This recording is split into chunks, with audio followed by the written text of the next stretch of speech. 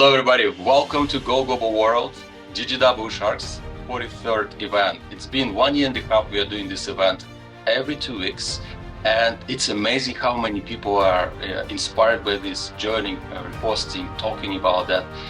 We have people being funded through this event. We have people being funded through a GGW platform where we connect startups and investors. And it's just the beginning. It's all word of mouth and your energy and support. I'm really grateful for everyone participating.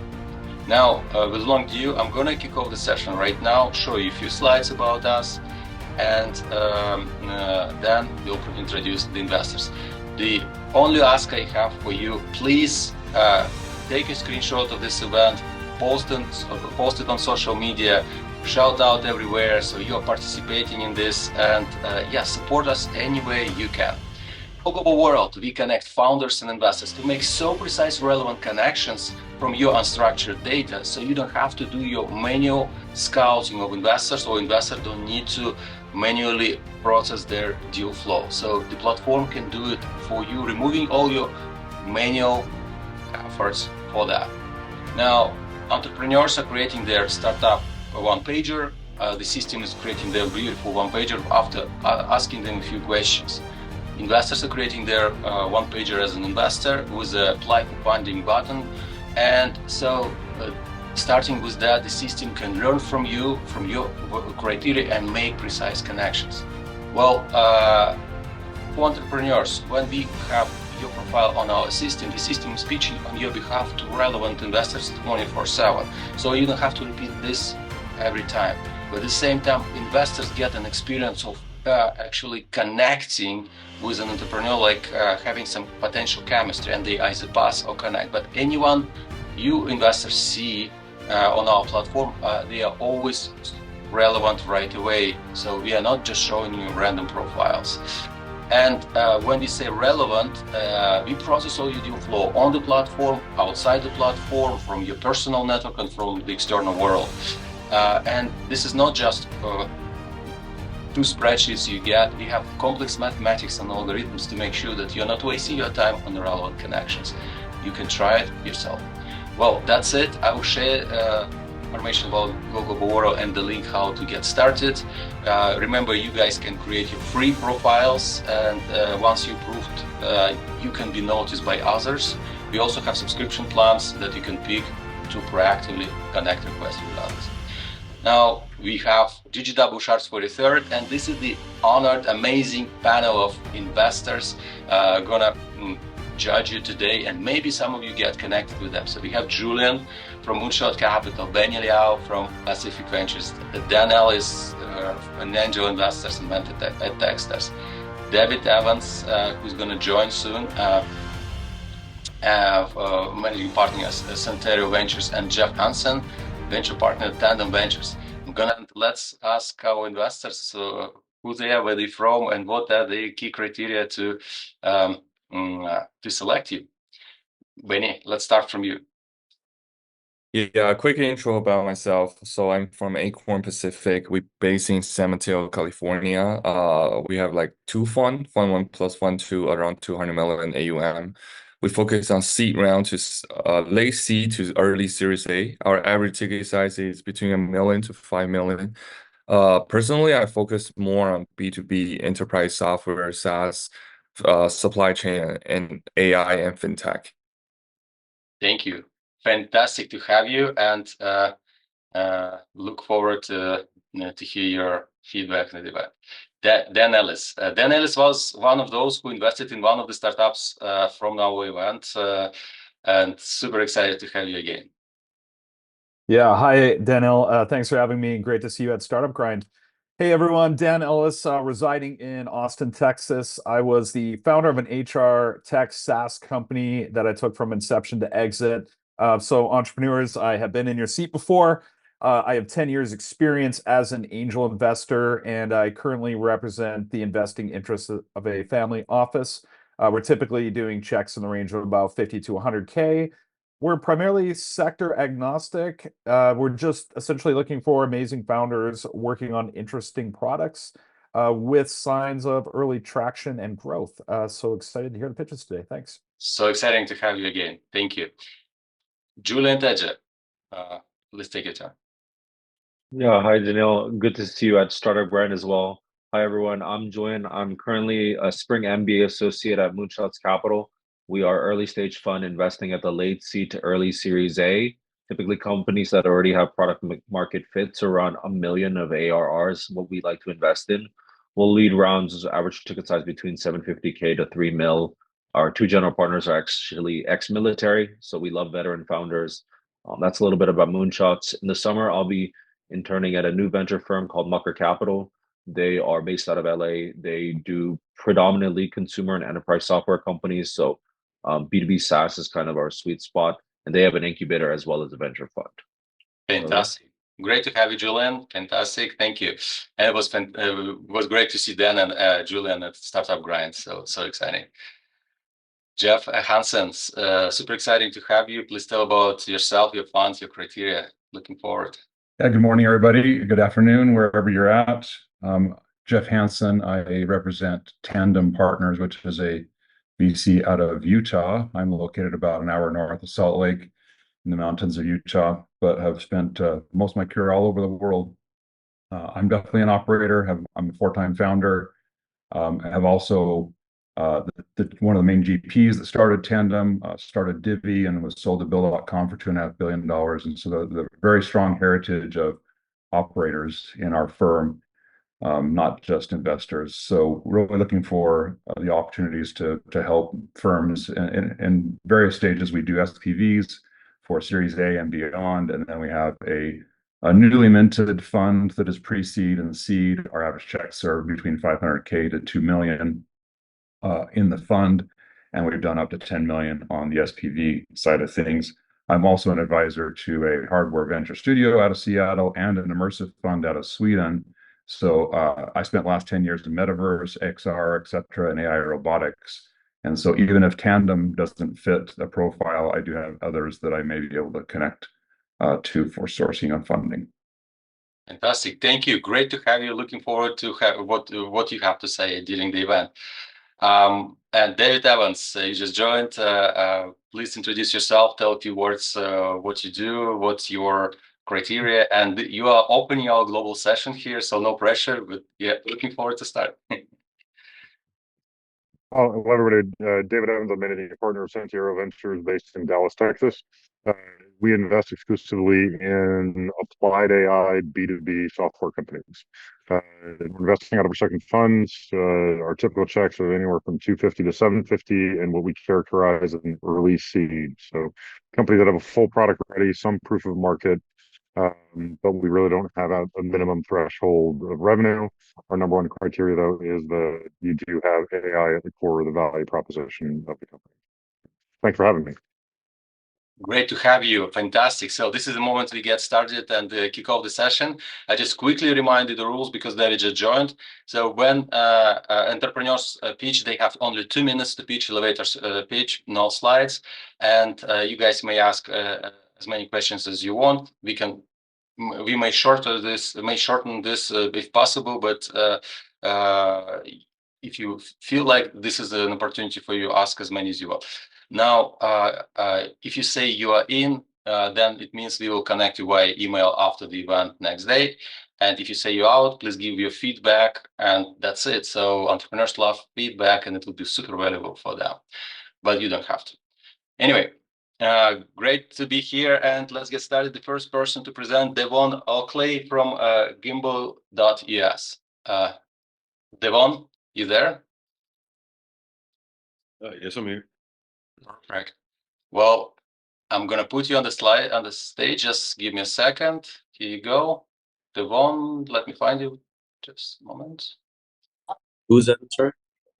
Devon Oakley. Yes, Devin. I'm here. I didn't see you. Just a second. I found you. All right. You got 2 minutes, and you may start now. Perfect. Well, good afternoon, everyone. My name is Devin Oakley, CEO, co-founder of Gimbal, and we're building the best all-in-one platform for sports facilities. Why? Our customers are tired. They're tired of using outdated software, tired of having to glue together their back office and use manual DIY solutions, as this is causing them to lose time, money, and overall it's extremely frustrating for them. We're taking out incumbents by allowing them to streamline payments and scheduling for their entire business, give them instant access to in-depth financial analytics, and allowing them to directly communicate with our customers. With our beta product, we onboarded 40 B2B clients, did about $15,000 in revenue, grew to 55,000 users, and now we're closing professional sports teams and fitness franchises nationwide as we feel like we're on the path to product market fit. And we believe we can do about $200,000 in ARR by the end of the year. Think we can easily build a $100 million business in the gym software space as the gym software market is going from 15 billion to 35 billion within the next 4 years. We have the founder market fit. We have some of the best names in sports that have previously invested, a couple of angels that can allow us to strategically grow, and a couple of angels that have taken companies public as well. We're looking to close $1 million pre-seed round, of which 560 is in the bank, another 150,000 is committed. So looking for angels or any small VC checks to close our round. Fantastic. Right on time. Thank you so much, even earlier. Dear Sharks, dear investors, what questions do you have to Devon? And I maybe didn't like kick off the sorry. Yeah, maybe let me kick off the quick question. Devon, can you introduce more about the team background, your background and the co-founder's background? My background, so formerly financial services at Accenture, stepped into the private equity space. I did play basketball in college, so it is, a space that I'm very familiar with, and that we have kind of the unfair advantage on. Actually just brought on a CTO as well, that has built and scaled multiple products to the six-figure user mark. I didn't quite catch the AR. I know you're trying to get to 200K in ARR, but what's your current revenue on the 40 clients you said? So we're winding down our beta product. So we did 15,000 on our beta product. So winding down that product and bringing our next iteration to life now. I see. So what are you going to be charging your each client? In other words, the 200K in ARR, how many clients does that represent? So we have a freemium model, so free to $499 a month. When we get our first 160 B2B clients, we'll be at 200,000 of ARR. Thanks. Hey, Devon. Yeah, I remember you from Techstars Anywhere program. So hi. Yeah, just wanted to ask about your customer acquisition strategies. How are you reaching people? Is this sort of a top-down type play, or are you coming from the bottom up in terms of how you're acquiring users? Yeah, so bottom up right now, a lot of manual outreach, and for us, kind of strictly right to the phone calls, DMs, emails. And now we're starting to systemize a little bit of our outreach. So to put a little bit of systems in place, roll out a couple of referral programs, and start to spend a little bit on advertising. But a lot of spend manual outreach right now.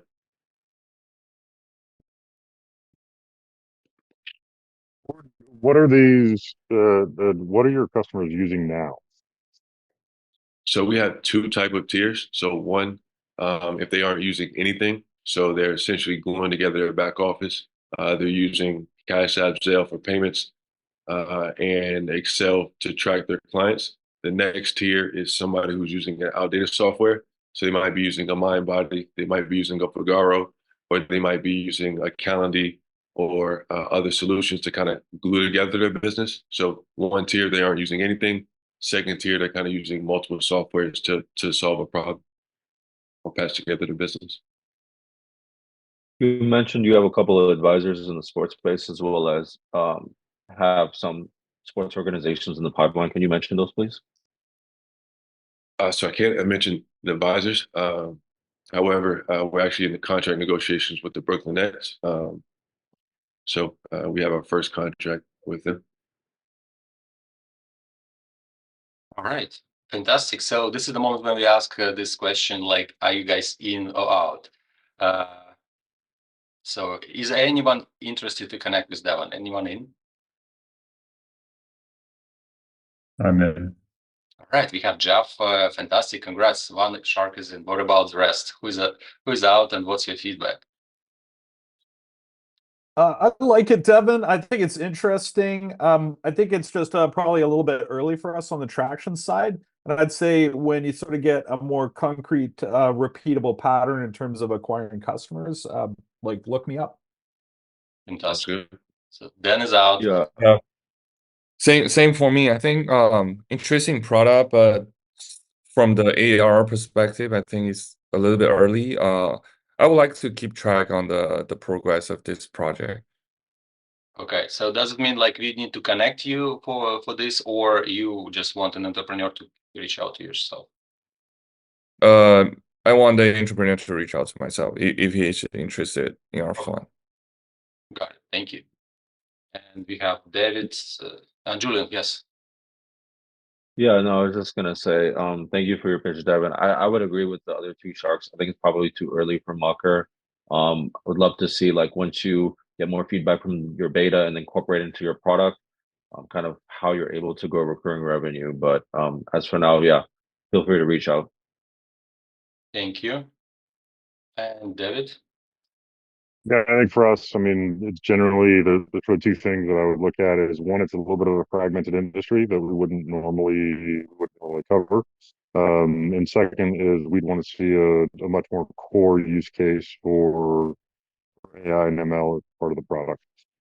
Thank you. Thank you, Devon. Appreciate that. So we will connect you with Jeff probably tomorrow.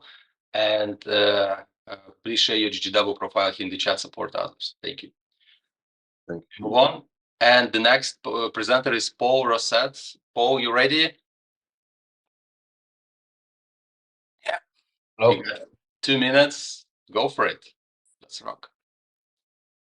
Hello, I'm Paul. I'm CEO and co-founder of Windows Site, which is a platform to turn black TVs into a canvas and into a billboard. We started as an app for TVs and mobile, but now we are partnering with Samsung, LG, Hisense, Roku to become their main screensaver. We've realized that they have a problem, is that they can no longer make money selling TVs. Sometimes they lose money selling TVs. So they need to get the revenue after they sell the TV, and we offer them to monetize when their customers now have the TV off or they go to YouTube, but YouTube, they cannot make any money. We're doing that as a go-to-market strategy at the moment.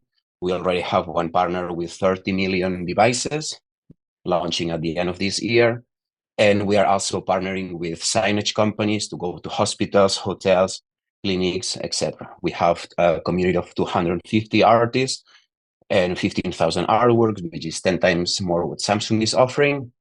And at the moment, we are raising 2.5 millions to 650,000 already as a convertible notes from different people on the industry and artists that have gotten involved. And I'm here in San Francisco to raise funds and to get these partnerships. I'm from Barcelona. Fantastic. Right on time. You got even 30 seconds left. Appreciate that. Dear Sharks, what do you have to say for Paul Rosset? Yeah. Hey, Paul. It's Benny here. Can you introduce more about your current traction? This first question. And second question is what's the monetization strategy, your pricing strategy right now? Yes. So at the moment, we are a freemium version. The thing is that we wanted to get the maximum feedback, so we made the free very, very, very good, and we have 50,000 art users registered, but it's most of them are free. However, the monetization now that we are starting to collaborate with these brands, it's two new options. One, it's the freemium option if the user pays. However, we have the monetization with ads. We will let them run ads in between the artworks every 30 minutes, 1 hour, but we get 3 to 6 hours more of the TV open, so they can use their marketing teams to add ads. And on the other side, we are going to monetize from the content providers. Now we just have artists, but we will collaborate with brands, lifestyle brands. As an example, I love mountain and skiing. I would love to see North Face or Patagonia content on my TV. And in order for us to put their content in 30 million TVs, we will get paid by these brands. So that's the three strategies and business models that we are going to be applying. Apart from that, we have a business account for companies because we have the rights of public communication that we can give to hospitals, hotels, etc. So that's kind of it's a membership base, but it's for corporates. Thank you. Cool, thanks. Hey, Paul, Dan here. Yeah, Mural is one of, I don't know if you're familiar with that product. It's one of my favorite products that I've ever bought. It's just outstanding. But kind of what you're talking about, maybe I'm not totally appreciating everything. It sort of seems like a solved problem. I mean, in terms of what I can get on Apple TV, it's fairly easy and free for me to get art on there. Ditto for my computer. Is this more of an OEM type play where you're embedding it and then providing like a vehicle for artists to get their work promoted? Like, what do you kind of see as your special secret sauce, either like technologically or through distribution, that really makes this interesting business? Yes, we have some. There are other platforms that are in the art sector and they use TVs to display art. However, they either went to very specific art content that it's just appreciated if you are very an art lover, whereas our target users are the masses, everyone who's a tech savvy, who has a TV and who wants content. We have photography, we have more general content, and we want to become the Spotify, which is that we will have all the content and we will give you the content that you need, not a specific niche of content. And what we are seeing is that so yes, you can download an app on your TV and you can use it, but in order to get the mass use, we need to be embedded as the screensaver of the TVs. So you don't need to do anything. It's already there and it works. And that's the way they can monetize. We do revenue share with the TVs. And that's how we're going at the moment, from being a standalone platform to becoming their screensaver and collaborating with the TV providers and media companies, because we're also speaking with Sky, with Movistar, and like all the set-top boxes that they sell. We are also partnering with them. Super quick follow-up question. What is your sense for the size of said market? Like if you were to start like winning Samsung, winning Sony, sort of that OEM side, what do you think a contract value in that space would look like? The value is huge because, for instance, the one that I can speak that we are doing already, they have 30 million TVs. 30 million TVs, we expect generate the revenue of 40 million in a couple of years, just from the memberships, advertising and content providers. We are not collaborating with brands yet. That's going to be the second step once we get the contracts and we can prove them that we have 30 million or 100 million TVs on the market. Samsung has 30% of the market. That's on our roadmap. In fact, we are speaking with Samsung, LG, and Sony Ventures because they're very interested in our approach. So we may be incorporating them as stakeholders on the company so that we get them on board, not only as partners, but also as part of the company. Perfect. Is there anyone interested to connect with Paul? Who's in, who's out? Let's start. Yeah. I'm Oh, sorry. Go ahead. I'm going to say I'm out. I may regret this later if you have the volume.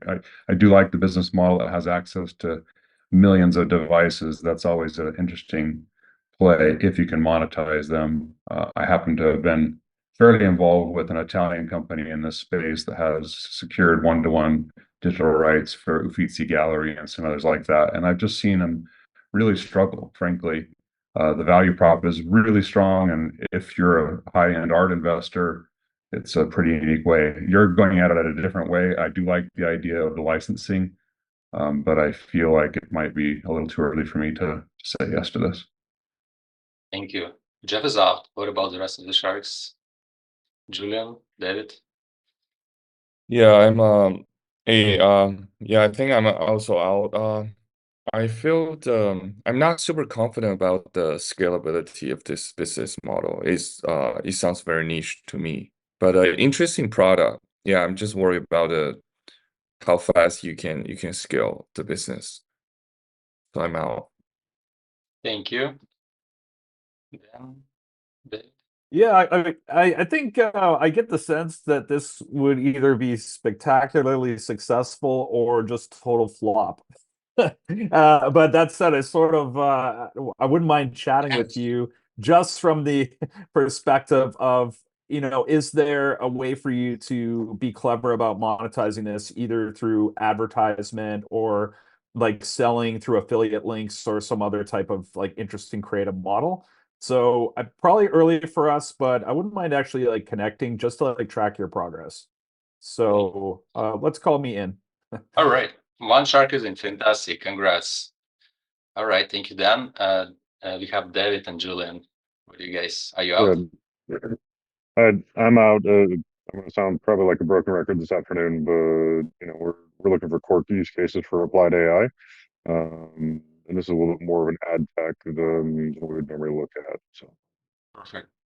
Julian? Yeah, I would say I'm out. Cool product. I just don't think it's a thesis fit and probably too early. Yeah, but thank you for your pitch. Fantastic. Thank you, Paul. Appreciate that. And we're moving on. Please share your GGW profile. And the next presenter is Kyle Christopher. Kyle, you there? Shout out. Can't find you. Yes, so I'm here. Found you. Perfect. You got 2 minutes. Go for it. Okay, my name's Kyle Christopher. I'm the founder and CEO of Medical Resource Group and Smart Care 360. MRG Health Medical Resource Group, we're a clinical call center services company. Smart Care 360 is a disease-specific and social determinants of health specific virtual care management platform. We integrate with over 250 devices, FDA approved, including Apple, Fitbit, Garmin, over 250 all the EMR systems through HO7, Fire, and APIs. What we really do at the end of the day is improve access to care for anyone that has one or more chronic issue. Our program is covered by Medicare, Medicaid, and most commercial programs. I founded the company back, I guess, legally, formally in 2022, but started doing R&D and a lot of research on major problems in healthcare by vertical market, its silos of EMR systems, and interoperability, and a lot of the issues with patients and just different vertical markets. So we built a very comprehensive platform to solve a lot of those problems. Have a very committed and dedicated team of subject matter kind of influencer status subject matter experts in healthcare or executive kind of operational roles in different healthcare companies that are on our team. Ex-medical director of the U.S. Army and medical director of Oscar Health is our current medical director. He was there for 5 years at the Army. He's a licensed family practice board certified in 17 states and MBA. Also started a venture fund that the founder of Teladoc is part of. Our chief clinical officer is the ex-medical director of United Healthcare and WellMed. WellMed manages all the Medicare Advantage for Texas. There's about 1.2 million Medicare Advantage patients. So that's kind of our clinical team that is on board. We're in network with over 50 insurances, so we can bill any patient that doesn't have a primary care. We're a virtual first primary care and disease-specific care management platform. We initially went B2B, serving private practice independent doctors. I literally moved to Houston to go develop the sales process and make it repeatable and scalable. I kicked down over about 2,500 doors, interviewing doctors and administrators to get it to where it's scalable. We got about 15 contracts now, about 2,000 patients on our managed care model, and we got 3 contracts yesterday in one day. So we got 8 to 10,000 patients ready to get enrolled in the platform. Kyle, please wrap this up. Like, what's your final statement? Yeah, so we're doing a $2 million safe, 20% discount, $10 million cap. It's basically a bridge round. I put the first million. I was kind of the angel on the seed, and that money's to enroll patients, drive revenue. We're doing between $500,000 and $1 million in MRR, and at that point we'll do a Series A. Thank you. Dear Sharks, any questions to Kyle? Hi, Kyle. Thank you for your pitch. Can you give me some insight more into your business model and unit economics, please? Yes. So we make about $150 to $300 a month per patient, recurring revenue. It depends on what the patient consents to. When we look at a patient's healthcare, I mean, it doesn't matter if they have anxiety, depression, obesity. It's a chronic issue. We look at the 4 pillars of health. It's vitals and symptoms, medication, medical supplies support, meal planning and nutrition coaching, and physical activity or virtual physical therapy. We have over 50 CPT codes that we can bill. So it kind of it determines what the patient consents to on that dollar amount. I can manage 300 patients with one health navigator that's a $15 hour employee. So, unit economics work out very well. And the patient only needs to have one chronic issue to qualify. All right. Any more questions? Kyle, this is a classically frustrating area to sell into. Are you targeting this to some kind of specific ideal customer profile, and like a specific demographic or a specific geographical restriction, like they might not have access Are to you talking about the patient or for the client? Yeah, the patient. Great question. So when you look at integrate or implementing something like this, that you saw the 4 pillars of health for patients, the 3 pillars of health for implementing this into a healthcare organization, doesn't matter the vertical market, is what is the payment model? Are we billing CPT codes, fee for service? Are we doing managed care? Like I got a 18-state contract with Optum, United Commercial. They pay for our program, right? So is it managed care or value-based incentive programs that you do these different things and Medicare pays you quarterly? Or am I taking a credit card and I got 4 different packages for $19.99 a month, $29.99 a month, $59.99 a month, and it's a direct primary care for people who don't have insurance. So we can do any one of those. The second pillar is what problem are you solving, right? Access to care, of course. We have over 50 disease-specific care pathways. I have a degree in vascular, general, obstetrical, and cardiac sonography or ultrasound. So we have every disease-specific care pathway. And then we also basically then look at what's the staffing issue, right? Does the clinic need staff? Because these codes are time-based. So we have the clinical call center services. And then the third pillar is what's the geography you're serving. You hit it right on the money. And that's kind of contingent if you're billing insurance, right? You can't, go bill a commercial insurance in Texas if you're in Florida, right? So fortunate is I have a doctor that's licensed, family practice board certified. Yeah, please shorten your answers. That's important that you guys shorten your answers because there are plenty of people to pitch. Do you guys have any other questions to Kyle? Anyone interested to connect, or you guys out? Can you share again your current ARR? I think I missed that part. Current ARR, we did right under $1 million last year, about 800,000. Every year over year, we're double or tripling our revenue. And how long have you started this company? We started in January 2022. Got it. Cool. Yeah, I think I'm in. I'm interested to know more about your project. Appreciate that, buddy. One shark is in. What about the rest of the sharks? Well, I love the ARR. I love the aggressive acquisitions you have. I have no background in healthcare, and most of what you said is gobbledygook, unfortunately for me, and I'd love to be able to do value add. That said, I am a member of Park City Angels, and there's a number of people on that have very deep healthcare experiences. Most of our investments are in healthcare, so you take a look at Park City Angels. We might be able to screen you there if you're interested. And we have all the expertise in healthcare. It's more of now scaling this, going from 1,000 to 10,000 to 100,000, and having that operational experience is more helpful than clinical. Perfect. Or not. Jeff, that means you in, right? Did I catch you correctly? No, I'm of no help outside of operations, but no, happy to help if you go down the Park City Angels side to connect you there. Thank you, Jeff. Julian? I'm out.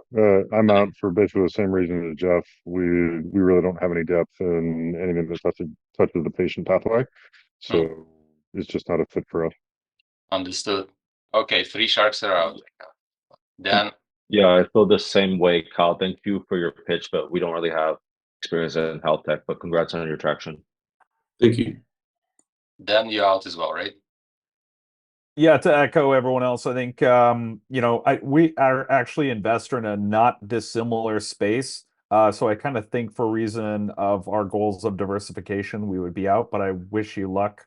The healthcare system is in desperate need of improvement. Yeah. Kyle, great job. Thank you. Please share Thank your you, guys. GGW profile here and support others, and we're moving on. All right. Thank you, Benny. We'll be in touch. Thank you. Sebastian, you're next. Sebastian Gear from Indie Up. Please turn on your camera. All right, you got 2 minutes. You may start now. You're muted. Please turn on your mic. All right. Hey, everybody. I'm Sebastian with Indie. We are a B2B one-stop software that empowers freelancers and small businesses to monetize and accelerate their cash flow. So today, freelancing is a mess, and freelancers are losing up to $1,000 every month or up to 1.2 workdays in administrating their business across 5 or more softwares and generally being bad operators. So as a solution, we provide a simple software for freelancing, a all-in-one back office and CRM software that enables freelancers to go through everything from accounting, contracts, project management, payment processing, and more. We have over 2,000 paying customers. We process $180,000 in ARR, $3 million every month in gross services volume between freelancers and their clients, 23 million last year alone. We have a 98.5% retention rate, profitable unit economics, a cash flow payback cycle within 12 months, and we monetize on transactions and subscriptions. We grew 170% last year. Our growth platform is repeatable, scalable, and profitable. All we need to do now is maintain our current daily validated growth spend throughout the rest of this year. We're going after a really large addressable market, 47% of the US freelance market. This is the highly skilled freelancers. It makes up a $610 billion market with 30 million freelancers in total. When we think of the competition, SaaS today is mostly enterprise focused, and there's only a handful of companies in the freelance space, making a great opportunity to capitalize on this segment. We're raising a $2.5 million convertible note with a $10 million cap. 1.65 million are already raised with amazing partners, and we have 830,000 left to raise. End of this year, we're going to hit 1.4 million in ARR and raise our Series A funding round. End of 2025, 9.5 million ARR, our first $1 billion in transactions with cash flow positive and break even. We have a stellar team with over 50 years of combined experience with experts from Intel, NerdWallet, Zendesk, Electronic Arts, and more. We will exit through acquisition in the next 3 to 5 year horizon or IPO in the next 6 to 7. Would love to talk. Right on time, like second to second. Perfect. Dear guys, dear investors, please ask your questions. Thanks, Sebastian. Can you introduce a little bit more about your product, how it works? Yep. So freelancers, happy to send a video. We have a 60-second demo thereafter if anyone's interested. So freelancers generally make terrible business operators. They are patching together 5 to 6 different enterprise softwares, which are high in price and complexity to kind of juggle their client management flow and run their business. So Indie provides a all-in-one software suite that enables them to, for example, capture leads on their website, funnel those leads into the CRM, send automated messaging to these leads, open a client portal where these freelance leads can see the work that they're doing, have legally vetted contracts, which is a huge issue for freelancers, track the hours that they work, send files, limit the amount of reviews that clients can do. They can quickly also send invoices and process payments. They can track projects and tasks with their clients and manage their bookings. So really having their whole operating structure as a freelancer or micro business in a single software that costs $9 a month. Quick follow-up. How's the competition in this market right now? I'm assuming some like other SaaS company are doing this similar stuff. What's your unfair advantage here? So today, in terms of competition, most of the SaaS environment is heavily focused on enterprise clients. And today, Indie, with its price point, workflow design, and easy-to-use software is providing really an ideal set of tools and solutions that is tailored to the freelancer. Currently, freelancers are fragmented across different types of softwares, and we are finding a lot of traction in acquiring these freelancers to abandon complex vertical point solutions to move to our all-in-one out-of-the-box solution. And last but not least, bigger brother solutions that are focused on enterprise are costing 400% more. Got it. Thanks. All right. Anyone else? Just real quickly, do you have a free? I love the $9 price point. I've subscribed to Dex for a number of years as a startup there in the CRM space, and they're missing a bunch of things that you included in yours. Do you have a freemium model, or is it all just paid? It's a freemium model. Okay. We have 2,000 customers, and for every, we're going to be adding around 20,000 freemium customers on a monthly basis. So if you mentioned you're profitable, does that mean you're cash flow positive? Our unit economics are profitable. We spend $100 roughly to acquire a customer. We break even within the year. 75% of customers renew into the second year and 85% into the third. Okay, and so then the money that you're using is to just fuel growth? Yes, 1.6 million of the raise is going straight into growth. 900K are going to maintain current OPEX until we raise our Series A round, at which point we're going to increase our OPEX expenditure to keep expanding our ecosystem. It's great. The model is beautiful. Thank you. That was my first two. It's great. It's really great. We pour money into the top now. We acquire traffic. Let's hear for the questions from the Sharks. Every founder would be in love with their product, of course. Julian? Not the product, the numbers. And the product. Yeah, thanks, Sebastian, for your pitch. So can you just give me a sense of like what you think the market opportunity is in like the next 5 to 10 years? Like where's your product vision at? So in terms of volume, freelancing is growing 15% per year. The current in the freelancing as a whole in the US is around 60 million people. It's a $1.2 trillion market. We are focused, that's based on a study that is published each year by Upwork. It's a public company in the space. We are focused heavily on the highly skilled segment. That's about half of that market. I'd also like to highlight that the big players in the space, it's a little bit additional, are heavily focused on APAC regions. Most of the freelancers in Fiverr and Upwork are in India, Pakistan, Philippines, and whatnot. 80% of our customer base is US based. In terms of the long-term growth of the market, I see both these sizing up, and we are already establishing partnerships with other vertical players in the space that are in banking, insurance, and other types of areas that are relevant to freelancing, and becoming like a hub for freelancers to really have and house their whole life across their operating, their banking, their insurance, so that they can access all of this from a central place. So it's a fast-growing market. There's limited competition in the space right now in terms of freelance dedicated companies, and there's a big opportunity to become a dominant player for freelancing in America. Well, there are several that are focused on freelance, but they're more about helping freelancers get jobs and find jobs. Marketplaces, yes. Yeah, and don't you feel like there's an easy extension for them to help to manage the rest of the business itself? I know a lot of them have payments processing as an example, which you mentioned. So what is it that's unique in what you're helping them with? Is it more of the CRM angle or operation? So today, marketplaces have two issues. So let's say the big players or the big marketplaces, Upwork and Fiverr, it's APAC focused. Marketplaces that are based in the US have one fundamental issue with their business model, which is that the marketplace owns the client-freelancer relationship. And most of the freelance business is happening on a referral and networking basis. And freelancers don't like it if their client base is not owned by them. And the business model is based on a commission basis. So the core concept of how a marketplace works for freelancers is something that we don't believe is long-term where it's going to go. And additionally, anyone who uses Indie can easily create a profile and connect with other people within the system on a community basis. And we believe this is really where long-term freelancing, as it grows, will become more centered around community and connection between customers on a network basis, and not living on marketplaces where you put a price tag next to your face and you hire and you pay commissions. We believe this business model eventually will coexist probably, but let's say we are living after that. So you might still generate some leads on marketplaces, but then you're very happy to run the business through Indie because you don't have to pay the commission. And the question you got to the Sharks, who is interested to connect with Sebastian? Who is in, who is out? Jeff, are you in or out? Yeah, I'm in. Fantastic. One Shark is in. Congrats, Sebastian.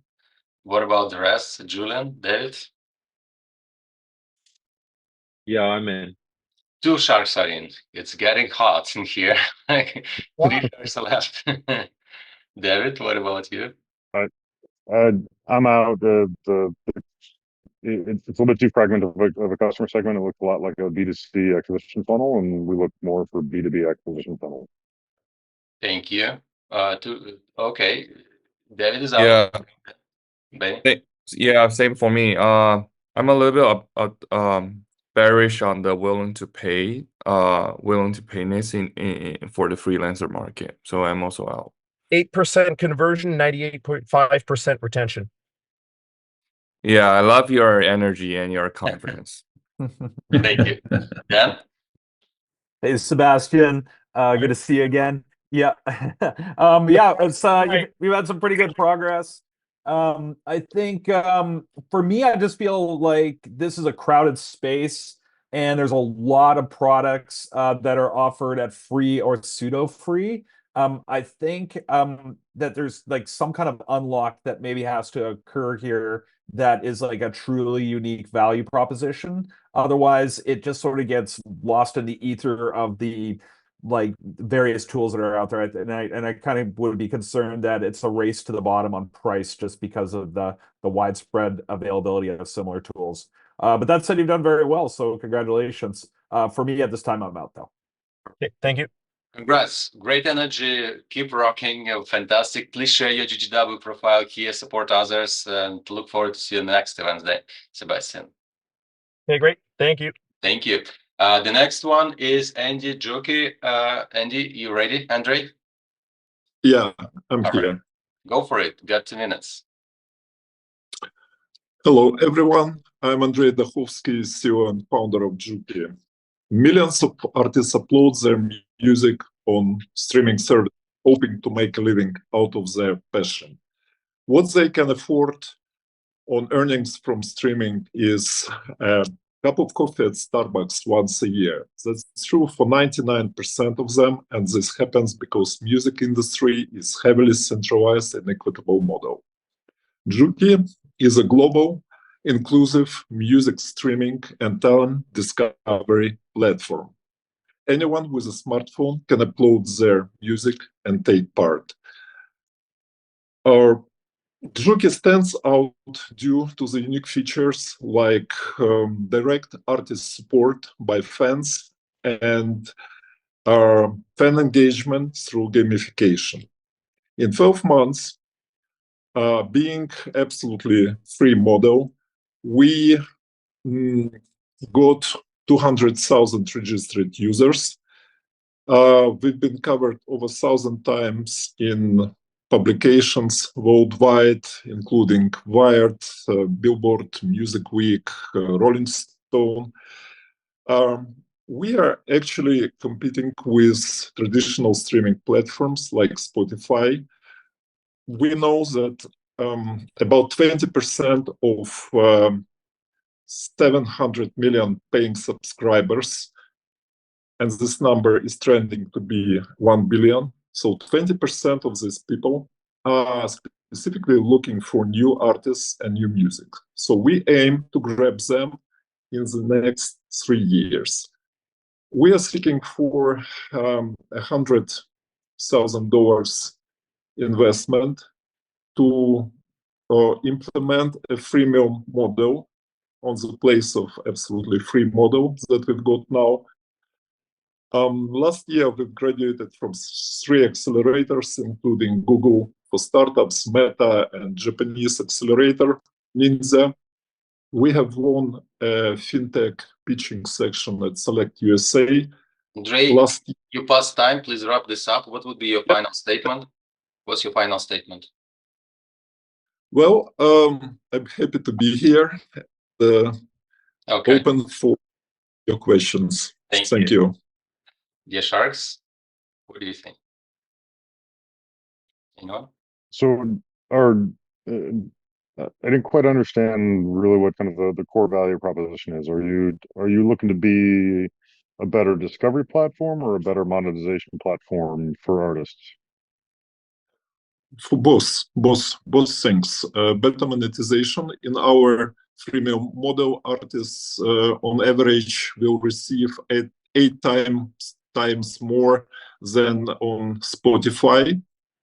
Having the same number of fans supporting these artists. So it's better monetization, and it's also a talent discovery because we have such feature as voting for songs. We have ongoing contest. So we're discovering new talents. We are working on implementation of AI-based scouting and recommendation features. We also are implementing some hybrid Web 2 and Web 3 model on technological side. So both of the things you ask about. Hey Andre, is your company name called Young? No, that was my previous startup. My current company is Jupi. We have 3 platforms. Juki X, which we have already raised $4 million for. And this platform, it was absolutely free to listen, free to play. And now we are looking for some initial funds to turn it into freemium model. And in perspective, it will be a subscription model like Spotify. Hi, Andre. Can you explain a little bit more with Spotify, right? They already have the scale, they already have the network effects. How are you planning to compete against that moat? Well, I'm speaking to artists every day, artists from everywhere, from South America, from Africa, from Ukraine, and asking them how much they are making on Spotify and other streaming platforms monthly on average, $1.50, $2. And this happens because Spotify and other streaming models are actually serving just 3 companies, major record companies. So 90% of subscription money goes to less than 1% of artists who are, by coincidence, are signed to major labels. So in this model, if I'm a fan and I want to support my favorite artist, I don't have any reason to subscribe to Spotify because my money will go to other artists. So in our model, we rely on fans who support their artists. So it takes much less fans for artists to get good money from them because there is not mediators like on Spotify. It's a different model. So Andre, I think what I'm hearing is that you have more of a Patreon type approach where people can kind of come in and discover music and then support the artists. Often with like Patreon, when you're supporting people, it kind of like unlocks different levels of fan support. It gets you some behind the scenes, early access, those kind of things. Are you doing something similar here? Like what is the incentive for me as a fan to tip or support an artist? You're right. It's more like Patreon, but not 100% because in Patreon model, you can subscribe to one artist, then you can subscribe again to another artist to get access to their exclusive content. Here, we have gamification for fans. We have incentives for fans to support artists. And fans can make money playing this gamification.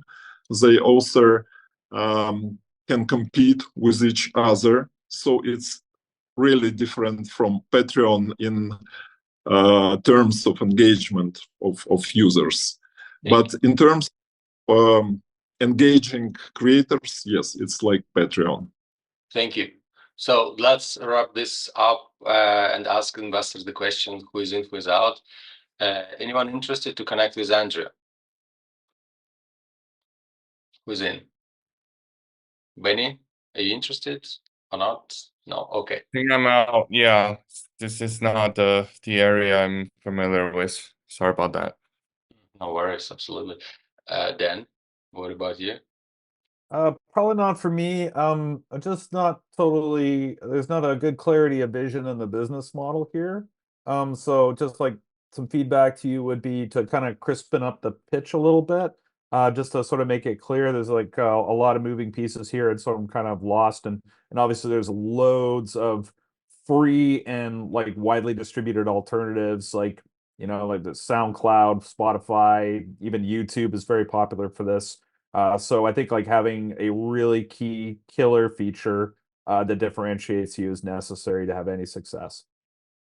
Thank you. Okay, 2 sharks are out. David, Julian.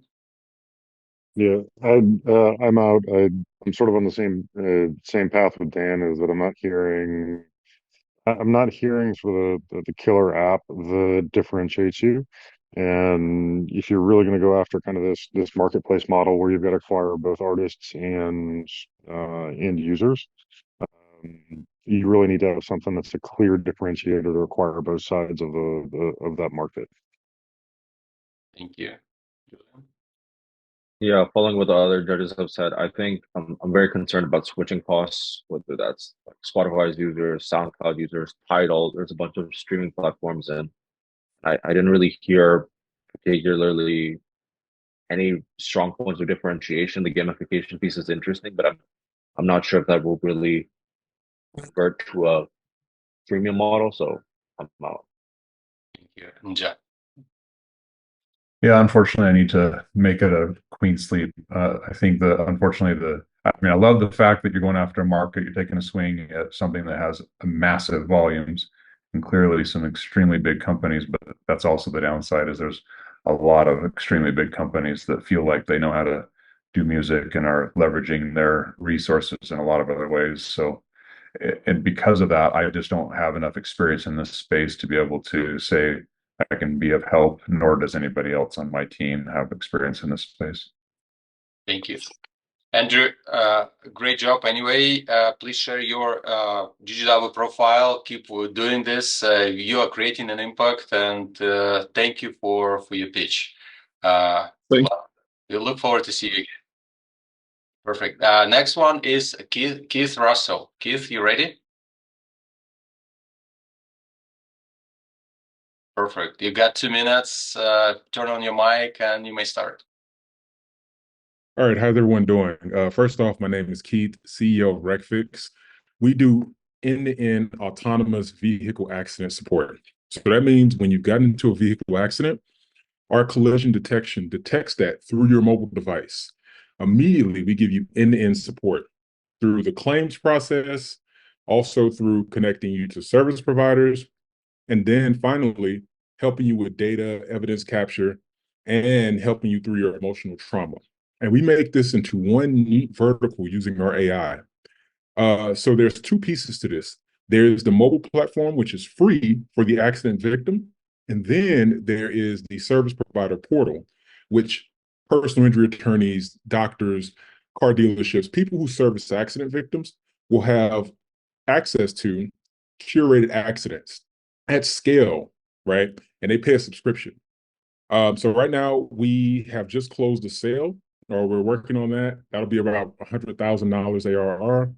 Also, we were in Techstars, and also we're about to have between $500,000 to $1 million in investment.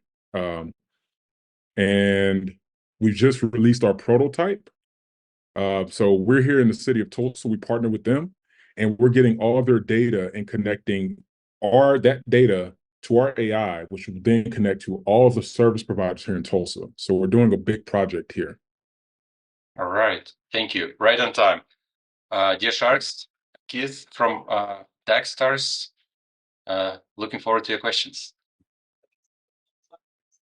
So are you primarily selling to the AV companies like Waymo, or who is your ultimate customer? Right. So our primary customer are the service providers of a vehicle accident. So the car dealerships, personal injury attorneys, car mechanics, truck fleets, and the tow truck companies, and including insurance agencies and brokerages. So you have like you have a hardware you need to plug into the vehicle, or No, that's not required. Everything is done through the mobile phone. In the future, we can expand, and we plan on expanding using like ODB technology, and that's where you can plug in something like a State Farm to where if something happens with the vehicle, we're talking with AAA and American Family and installing the software to where it would immediately give that person, that carrier, it would give them a signal of what's going on with their car, the service they need, and then they can send dispatch people to their aid. But right now, everything is done through the mobile device. Where do you So think my the first- strongest use case? Oh, sorry, sorry. Jack, go ahead. Finish. I was just going to ask, like, Keith, where do you think the strongest use case is? Is it for insurers and reinsurance, or where do you think your biggest market opportunity in terms of segment lies? Absolutely. So immediately right now, our biggest segments are the insurance brokerages and agencies and the service providers, specifically the dealerships and the personal injury attorneys, because right now that process is the entire process is really disjointed, but that process particularly with onboarding vehicle accidents, and then also the time between a person coming in contact with the advertisement for the lawyers and the insurance agencies, and then the time when the accident happens, right? It's a very circumstantial, unpredictable event. You put a billboard out there that they may have seen 3 months ago. How do you keep track of them, right? But this stickiness, this app will allow stickiness to where as soon as they get into an accident, that service provider is showing up on that person's platform. And that's a huge value for the industry. And how much time do you think you can cut down the claims process through your software? Absolutely. So we've actually tested about 1,500 accidents, and the average claims times is about 11 months in general. And I think we can cut that down at least to about half a year. And I'm saying that based off of a lot of the times the main bottleneck with this process is the medical side, right? Meaning somebody didn't get their documents, person can't get the billing, like if it's an attorney, they can't get the billing information. That slows down things tremendously. So we can actually, what our app does is we actually prompt the user to get all the medical information, the billing, the pricing, the itemized bill, right? Because that on that end, the customer or the user can get their data without any type of hindrance, right? By law. Whereas an attorney or somebody, they would have to wait and go through due process. So that's already going to cut maybe half the time or more through that. And I assume as we learn more and more about the process as a whole, we will cut it down even more. Forgive the analogy, but as you described it, I kind of felt like it was like streamlining ambulance chasers, which is not a positive thing a lot of times with lawyers that call up after accidents, etc. And so what is the experience for the user on the phone itself? I can see some value for, hey, I got in an accident. I need to find a repair center. I need to find a lawyer, etc. But how's that surface to them in a way that doesn't end up being like ambulance chasers where everybody's reaching out to them and pinging them because they know they got in an accident? Yep, that's a great question. Because with our matchmaking software, right, this is a progressive interactive flow, meaning the accident victims, we're giving them hand-holding support, the emotional support. And while we're giving them this emotional support, guiding them through each step, we're actually collecting comprehensive data, right? Like telling them like, okay, get the police report, they go to the doctor and make sure you get your medical report, taking journals, logs, etc., day by day. What that ended up doing is we're able to curate that data and understand, okay, here are the top service providers that will match your criteria, what you need. Not only that, our service providers will go through a vetting process. So we are assured that, you know, the lawyers or the people that the businesses that we're connecting them to are not just after the check, right? And there's a lot of like information, like reservoirs of information for like personal injury attorneys. We've talked to the like National Bar Association. There's tons of database that we can get reviews and get information about the people, the businesses, before we put them onto our platform. So what are they paying if your primary monetization is coming from the service providers? What are they paying? Absolutely. So it does vary by service provider. Like a tow truck company is going to get pay less than like an attorney.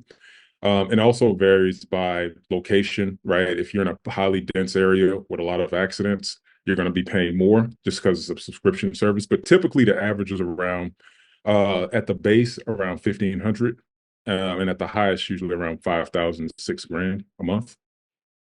A month? A month. And that's if you're at like, of course, like a highly populated area, like New York City. And the reason why is because each accident generates on average about 44,000 in revenue across all service providers. The personal injury attorneys and dealerships usually being the most. Personal injury attorneys on average, they get around 25,000 per case if it goes to court, because the average settlement case is around 75K. Then they get about 33% share. So they're getting around anywhere from 25,000 to a little bit less. But of course, there's a lot of factors with that. But the average is usually around 1,500 to 2,000 per month. Thank you. Maybe one last question if any investors want to ask. Maybe just a point of clarification, Keith. You mentioned that it's for autonomous vehicles in the beginning of the pitch. Is it exclusively for that? I'm just trying to understand how the phone comes in. And is this sort of like a consumer app that an everyday driver would have that would like kind of walk them through the process of resolving an accident? Or is it maybe more for like professional drivers, like truckers, courier companies, those kind of things? It's for everyone. And it's not just for autonomous vehicles, it's for any type of vehicle, because we do everything, including the detection, is happening through the phone. So not dependent on any type of specific hardware. And though for everybody, right, really every type of vehicle accident is going to be the same, right? You have to talk to your insurance. There's a certain process that you have to go through. It varies a little bit, of course, with a commercial vehicle versus a regular, pedestrian vehicle. But the process is pretty much the same. And with that, our app can service all types of vehicle accidents. Thank you. All right. So, dear Sharks, what's your say? Anyone interested to connect with Keith? Yeah, I'd love to connect. I think it's great that you're based out of Tulsa. Admittedly, the two firms I'm associated with are based out of LA, but I know a couple of VCs, Cortado Ventures, Atento Capital. I'm sure you probably heard of them. So I'd love to hear more. It sounds like you guys are building something interesting. Perfect. One Shark is in. What else? I think this is like early for us, but like, what I wish this was is like if for an everyday consumer that I had this on my phone and I'm in an accident and then RecFix basically gives me kind of a checklist at that point in the accident where it says, okay, get the other person's license and insurance information, take a photo. Okay, now go around the vehicle to the accident site, take a photo. Okay, our AI has assessed the accident and we're going to connect you to these service providers, which are X number of miles away. That is what we do. I'm sorry, I didn't want to cut you off. That is what we do. Okay, all right. Yeah, that's what I'm like envisioning would be like a great use case for this. And just everyone has it on their phone and it's free. And then you monetize when you are like connecting to the service providers, you're taking some kind of affiliate fee. Is that kind of what's going on here? Yes, it is. That's exactly what's going on. So like we're doing everything, guiding it, just like you said, taking this information, and we're getting comprehensive like compilation of the next steps. Okay. And then we'll say, okay, here's the service providers. And the service providers will see all that information, just like a matchmaking profile. right? Then they can Okay. accept or deny. Okay, with that clarity in mind, can you just, sorry, I don't want to turn it into a Q&A again, but your traction, do you actually have customers that are using it right now? Yeah, we do, and we've serviced about 1,500 accidents, and then we partner up with the city of Tulsa, and in about the next couple of months, we're gonna pilot out here, and then we anticipate about 1,000 customers or more, a couple thousand. Okay, I think you're probably early for us, but I'll like kind of keep you in the back pocket. I wouldn't mind just sort of like connecting on LinkedIn and following your progress. Thank you. Awesome. Okay, Dan is out. Okay, perfect. Benny? I think I'm in. Like to know more about this product. All right, so two sharks are fantastic. So we have David and Jeff. David, what do you say? Go ahead, David. He said the word AI, David. So I'm out from the perspective of I think I'd want to see a little bit more clarity about the go-to-market. I have concerns about selling to service providers rather than insurance companies. I think as much as you can drive them to a service provider, that's great, but there's the whole other layer of complication with the insurance company, and having them in the loop, I think, would be important. Okay. I would say I'm officially out, but I would like to connect with you on LinkedIn. I think you have something here, but I feel like your refinement of your business model, even a little bit of the traction, is just a little too early. Like I feel like you might be on the right path, but a little too early to say yes to anything formal. Thank you. Appreciate it. Kid, great job. Remember, these guys can connect with you on LinkedIn as they offered. You also can connect with them on our platform, GoGoBo World as well. So that will be your interaction with investors as well. Keep your information here in the chat, your GGW profile, and support others. Good job. Thank you. Great, thanks. The next person to present is John Wickstorm from Tolka. John, you ready? Me. Hi. How are you doing? You got 2 minutes. Go. Yes. Let's do it. Hi, my name is Johan. I'm the CEO and co-founder of Tolka AI Therapeutics, and we are solving the largest threat facing humanity. Antibiotic resistance will cost $1 trillion per year and kill more people than cancer. But we're starting small with one bacteria, Mycobacterium abscessus, bacterium estimated market size of $2.6 billion by 2031. A traditional antibiotic takes 10 years and $1 billion to bring to the market, and it only takes 2 years for the bacteria to grow resistant to it, which is obviously not very sustainable. So instead, we are building an automated platform that takes the natural predator of bacteria, bacteriophages, and makes a personalized drug from scratch in 30 days or less for $20,000. Then we will sell it for $100,000. The great thing about phages is they can be personalized and infinitely updated to get around resistance. The bad thing about phages is they have to be personalized to each and every patient, which means you need some serious engineering skills to replace the human labor with automation and replace the human decisions with software and machine learning algorithms. And as an added bonus, this means that we get a drug that gets better and better over time, rather than worse and worse. We already got FDA approval to treat patient number 1. We saw strong efficacy in our first trial. Shortly after administering the phages, the target bacterial strain became undetectable, and it only appeared again after we stopped the treatment, proving causality and not just correlation. So we are raising $1.5 million on a $10 million post-money valuation. So please join us in this fight against the antibiotic resistance. Thank you very much. Love that. Right on time. Appreciate that. Love prepared entrepreneurs. Thank you. Dear Sharks, what your questions are? Thanks, Johan. May I know the use of proceed of the 1.5 million you're raising? Yes, we will use this to treat a small number of patients and gather that initial data we need to outline the clinical trial. So a clinical trial is, of course, very, very expensive. And having a little bit of data from humans before you start a clinical trial is just so incredibly valuable, because you kind of get the answer before you run the trial in some sense. Are you planning to do a clinical trial in the US or overseas? Most likely in the United States. We've considered Australia as well, but most likely the US. Got it. Thank you.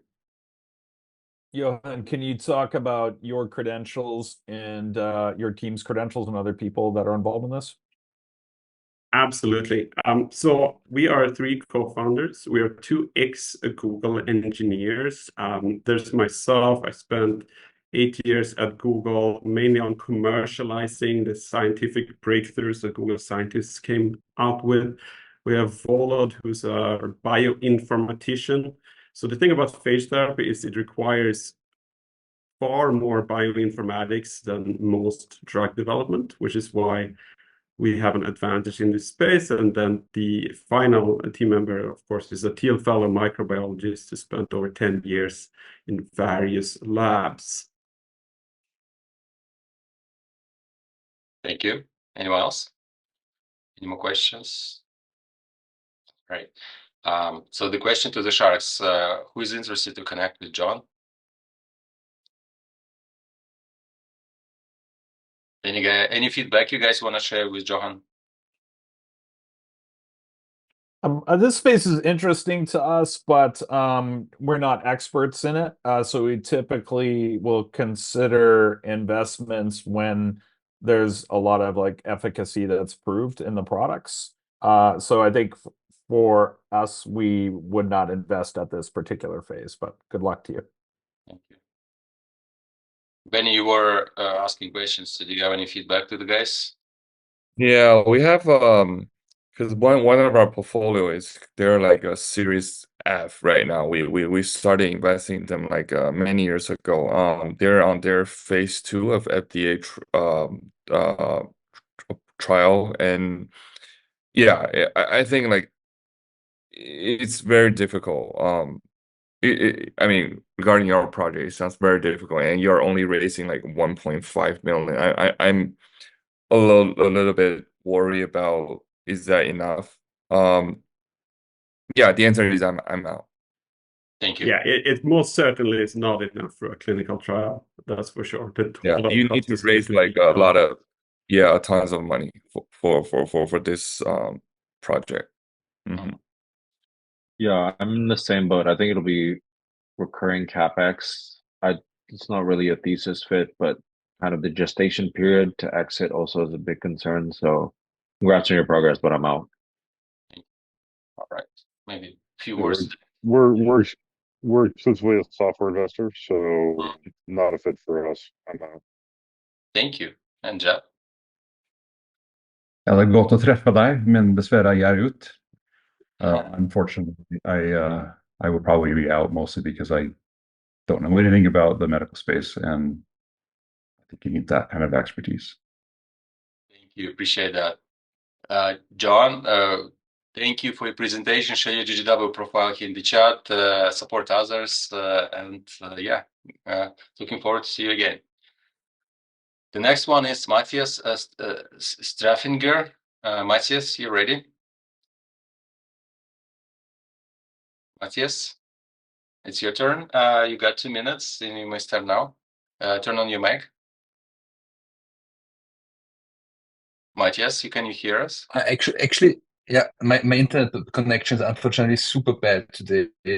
So you want to?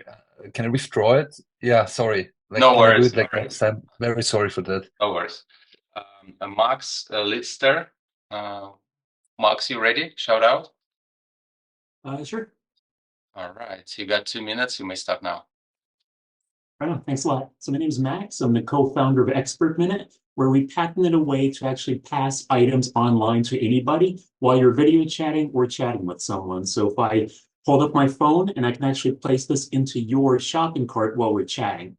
And our idea is really simple. It's to get the customer who has questions to the checkout screen immediately in one step. So there's no follow-up like sending a text, sending an email, creating an account. You're just getting somebody the item that they need, and therefore it increases the chance of them actually completing the checkout and increasing the conversion rate.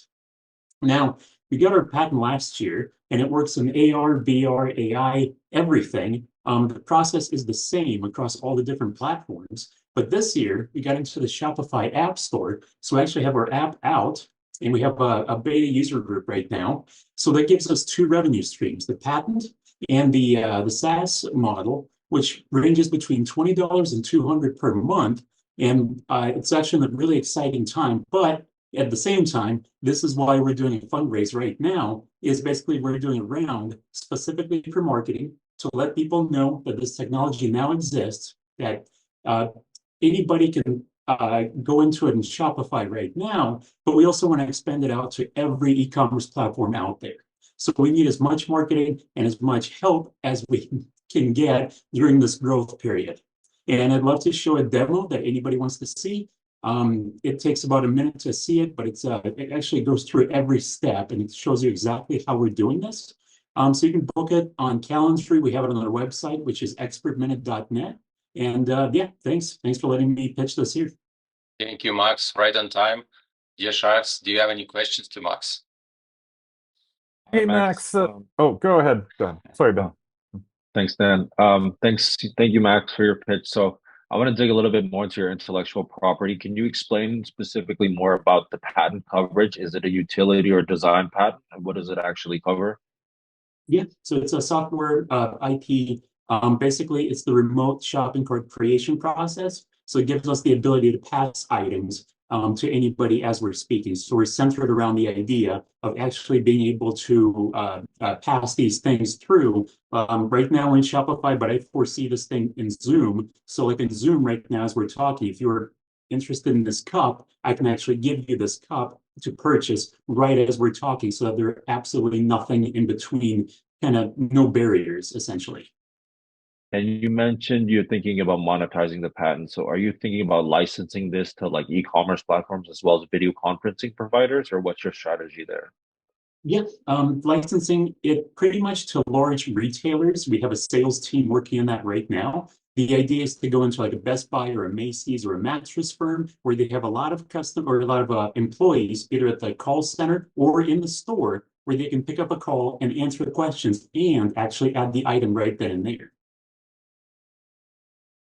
So yeah, it's definitely for the licensing side.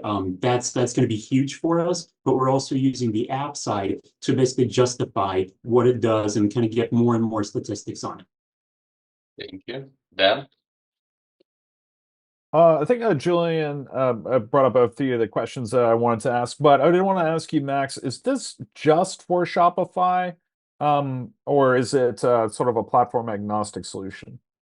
It is. It's definitely agnostic. Shopify is just the first one that we chose because of their growth and what happened during the pandemic. They grew so fast that we thought, well, they have all the customers right now. Let's start there. But we foresee being in pretty much every e-commerce platform. So Wix is next, WooCommerce. Pretty much we're going down the list, and we're just building an app out specifically for each one. All right. Anyone else? Is there any? Okay, go for it. Yeah, sorry. Max, can you share a little bit more about your current revenue and customer attraction? Yeah, definitely. So we just launched in Shopify. It took about 3 months to get approved. So we have basically a group of customers that are trying it out for free. There are beta customers that are finding little things that we're improving. We're actually making updates as we go.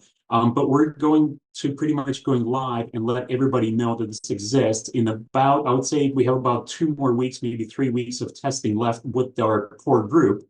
We just want to make sure everything's good before we launch it to everybody. So we're kind of in the pre-revenue stage right now, but we're also ready for the kind of the expansion from here on in. Thanks. Who's interested to connect with Max? Benny, then? We have a number of e-commerce tools in our portfolio.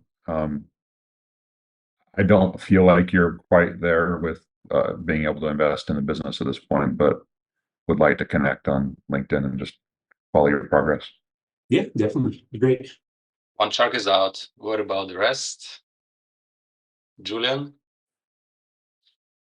Yeah, I'm similar about. I think it's mostly a traction concern, but it's great that you got the patent issued and hopefully you're able to figure out the business model. So once you get more traction, we'd love to have a call.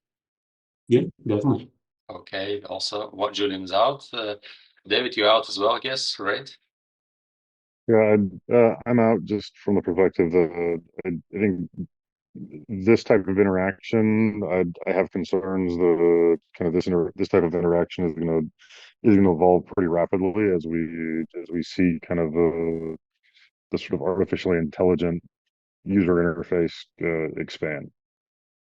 Thank you. All right, 3 sharks are out. Dan, what do you think?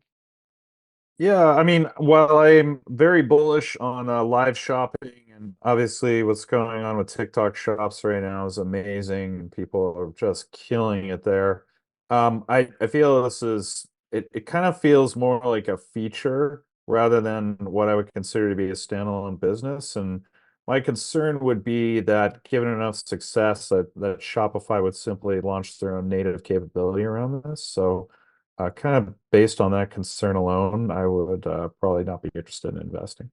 Thank you for the feedback. Benny, what's your feedback? I'm out for now, but Max, feel free to reach me out on LinkedIn, because in the past few months we have been in conversation with few e-commerce related, including live streaming e-commerce platform.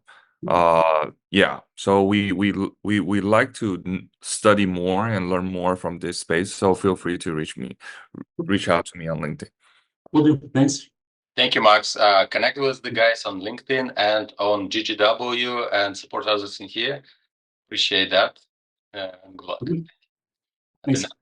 The next presenter is Grigor from Packet Concierge. Grigor, it's your turn. You ready? Hi. Yes. Okay, you got 2 minutes. Let's hear what you got. Yeah. Hi there. It's a pleasure to meet you. I'm Gregor. I'm a co-founder and CEO of Packet Concierge, a German-based company in the European market, but incorporated in the US. We're currently raising our seed round and have committed $2.4 million for it.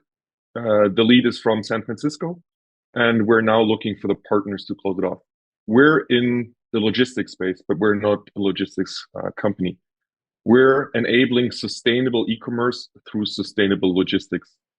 If you're in Europe, you will no longer be able to receive your online orders at home in just a few years. One-on-one delivery to the doorstep is the least efficient thing you can do, and it has a huge impact on the environment. So what's needed is a way to deliver many packages to few locations. We're building a software platform that enables the existing infrastructure in partnership with the carriers, with these massive companies, to flip that billion-dollar market. As of today, we have piloted this in Berlin and have outperformed all of our KPIs, which gives us the contracts and the LOIs with the big players as our strategic partners. In the next phase, we're rolling out to more cities and more partners in order to really make that shift in impact-driven e-commerce. I hope that I'll find some partners here in this, and looking forward to change e-commerce to a more sustainable way. Thank you very much. Fantastic. Thank you. Yeah, Sharks, what do you think about that? Gregor, can you provide a little bit more context around the implementation? Are you like just basically a central receiving like facility for packages where I would then go get my package rather than having it delivered directly to my door? Like, how does this work? So it's really difficult to present this in just 2 minutes. So what we do is we enable the existing package locations that carriers have set up all over Europe. There's 340,000 of them to become universal. The universality unlocks consumer acceptance because as of today, these 340,000 locations do not see much use. Our universal software layer sees more than 10x in the consumer adoption This drives volume to out of home. This drives the efficiency, and this saves carriers money. So we monetize on efficiency that carriers gain through us, through our software. I'm still struggling to understand what you're doing. Honestly, sorry if I'm missing it. We invested in a last mile delivery solution for basically for apartment buildings and other things like that, so that you don't have to have all the packages sitting there in one spot and also get stolen, etc. That doesn't sound like what you're trying to do, though. What's the efficiency that you need between the carriers? I'm still not clear. So we're the strategic partner of the carriers that enables their out-of-home networks. If you do home delivery, unit economics are quite simple. You have fixed costs, a man in a van of 30 euros an hour, and you manage to get 20 packages delivered. What we achieve is so much consumer adoption of an out-of-home location, of a parcel locker or a pickup location, within walking distance of consumers, that the carriers manage to deliver 40 and more packages at the same time. So they do in 5 minutes what they usually do in 20 minutes. That's massive cost savings. That's much more sustainable. 85% of the CO2 emissions are saved. 85% of the traffic is no longer needed. And at the same time, we see cost savings of more than 20% on the carrier side. And Gregor, do you operate those central facilities? Just to build on Jeff's question. No, we're asset free. We're the software layer. We enable the existing infrastructure of carriers to become universal, and thereby become useful and provide the efficiency. So I'm very lean. I don't own logistics centers. I don't do logistics.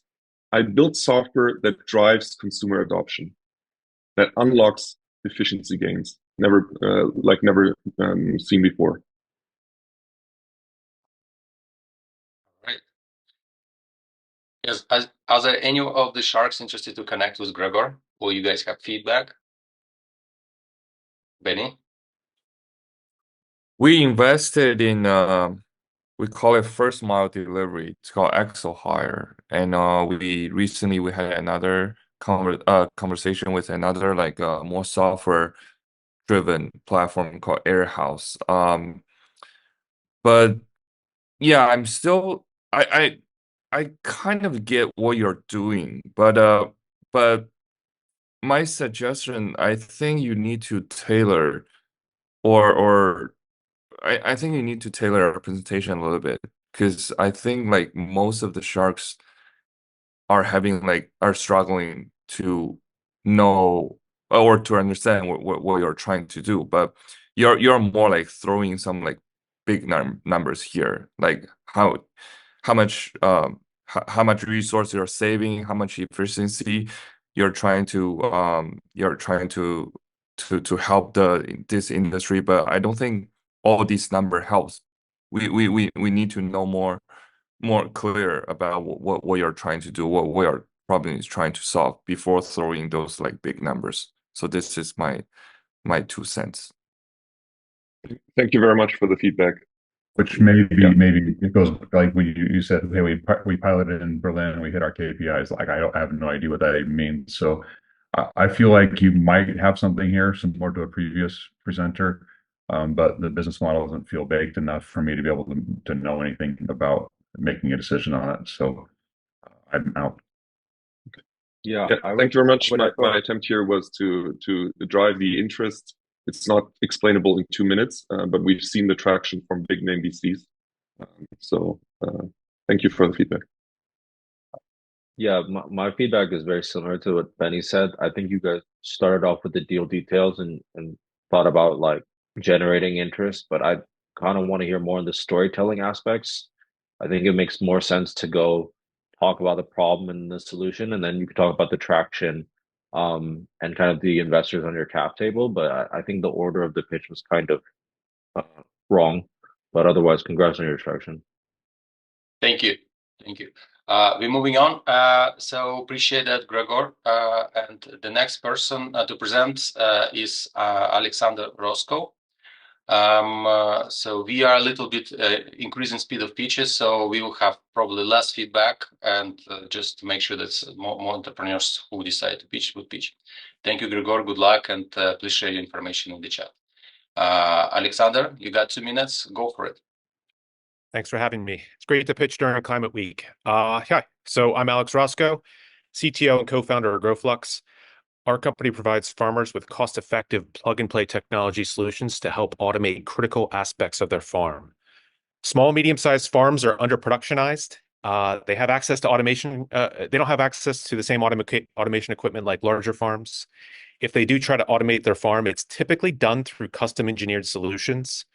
So that's where GrowFlux comes in. We provide a wireless connectivity platform that ties the farm equipment together to gather data, automate systems, and increase year-round production and quality. It's both the hardware and software solution that gives us a large moat that's protected by 2 patents. We have 90% margin on the hardware, 90% margin on the SaaS. We're the necessary building blocks for AI in this market because we're not only collect data, but we provide the controls to physically actuate the equipment on the decisions it decides. The IoT agricultural market is about $45 billion. We have validated our need in our market by building a single product focused on one single problem. We've been taking it to market through channel sales with equipment manufacturers that need it. Thus far, we've gained the trust of over a dozen key manufacturers in this space. A lot of them are not household names, but some of them include Philips and GE. We have over 400 customers across 16 countries. We've shipped 12,000 IoT devices. Additionally, we signed a distribution deal with the largest equipment distributor in this space, and we will be onboarding them next week. We got to where we are with zero marketing, and we need to change that. We have customers banging on our door to automate more farm equipment.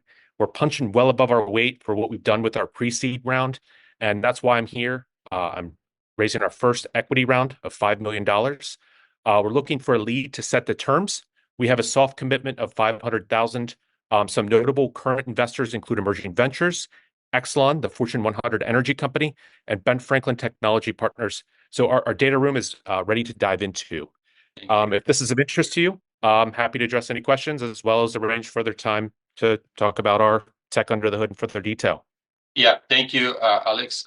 Dear Sharks, let's increase the speed, like few feedback and maybe close to decision if you may, because we have more entrepreneurs to present to you. So anyone interested in this project? Anyone in? Probably not for us, just because we generally are not hardware investors. And if my understanding is you are manufacturing hardware here? Or yes, yeah, that's correct. Okay, cool. Sounds cool though. Thank you. Well, I'm a hardware guy, so I have to say yes. And I happen to have a little bit of experience on the IoT side and distribution, et cetera, that you're talking about. Plus, there's a venture studio that I may be able to connect you with that's focused specifically on hardware. Right. Great. Yeah, that'd be amazing. Fantastic. Julian, David. Yeah, I would say it's a no, just based solely off of like we mostly just do software business, not mixware. But good luck to you, Alex, on your race. Cool. Thank you. Thank you. Same here. David as well. Benny as well out, right? I'm out. Perfect. Alex, good job. Share your information in the chat and we're moving on. A little increasing the speed. The next one is Cam Loyat. Cam, are you ready? Shout out. Let's see you. Yes. All right. So you got 2 minutes. Go for it. Hello, everyone. My name is Cam Loyat, co-founder of Honeymoon Chocolates. Your chocolate shouldn't be full of sugar, lecithin, fillers, or heavy metals. Many of these ingredients are processed up to 15 times before they reach your grocer. Currently, 40% of Americans suffer from obesity and cardiac-based mortality. Enter Honeymoon Chocolates. We are a better-for-you chocolate bar sweetened with raw honey. We use organic cocoa, low in heavy metals. Currently, we're sold in 200 different retailers, including Whole Foods, Fresh Thyme, and Erewhon. Our competition includes Hue Chocolate, TCHO, and Honey Mamas.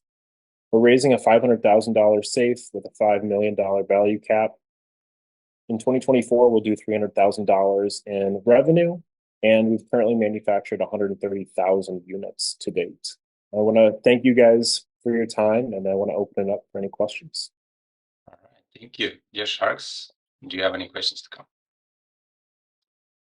Yeah, thanks, Cam, for your pitch. Can you give me some information on kind of the shelf life of the product, as well as how much you spent on trade, like trade spend?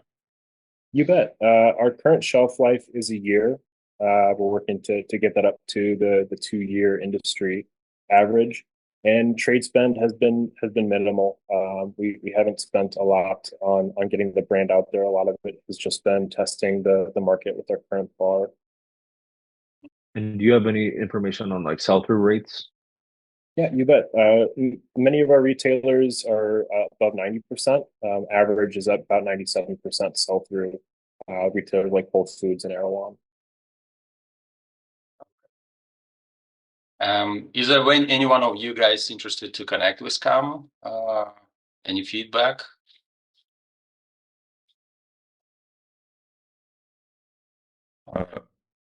My angel group has invested in a number of food companies similar to this, and honestly, it really comes down to tasting it. It's a hard thing to really get into until you've said, okay, yeah, I like it. So that'd be one thing for anybody that wants to be involved. And then I also have a contact that used to run a honey-based company that is an angel investor. He might be extremely interested in this. So happy to make that connection to you offline. Awesome. I will connect you. Thank you, Jeff. One Shark is in. Not quite in, not in, but I will be happy to help Cam make that connection. Is it like, do we connect, or you just want to connect while Yeah, you can connect me. Yeah, that's fine. Connect me, but yeah. I don't think there's a path for me to invest on this one. As long as we have your consent, we will connect. All right. Thank you. Appreciate it. Julian, David. Yeah, Cam. Thanks for your pitch. I'll say we only do software. We don't do consumer goods. With that being said, congrats on being able to solve the distribution problem, which is probably the biggest thing for you, and getting shelf space, and good luck on your continued progress. Yeah, we're software only too, so. Dan? Yeah, generally not a CPG investor. Just kind of concerned about like getting it to venture scale and getting venture style returns from this. So. But congrats, looks like a good business. Yeah, I'm also out. Yeah, we don't look into CPG sector. Thank you all. Thank you. Great job. Share your information here in the chat. Connect with investors on GGW, and we're moving on. We have Tyron Moodley from yasmoney.com. Tyron, you ready? Yes. Did you say Adam? I said Tyron Moodley. Tyron. Yeah. Can you hear me?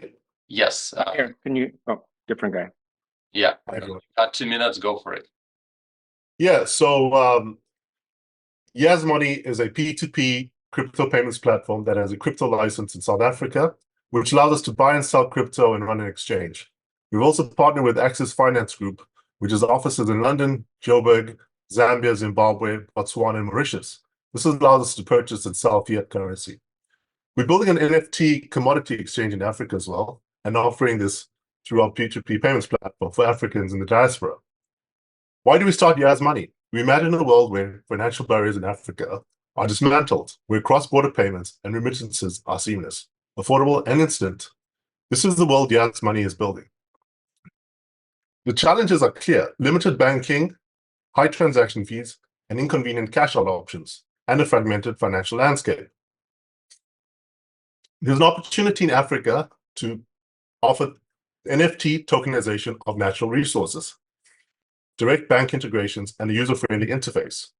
We make money three ways: 5% on each transaction for remittances, and 8% on the arbitrage of cross-border payments.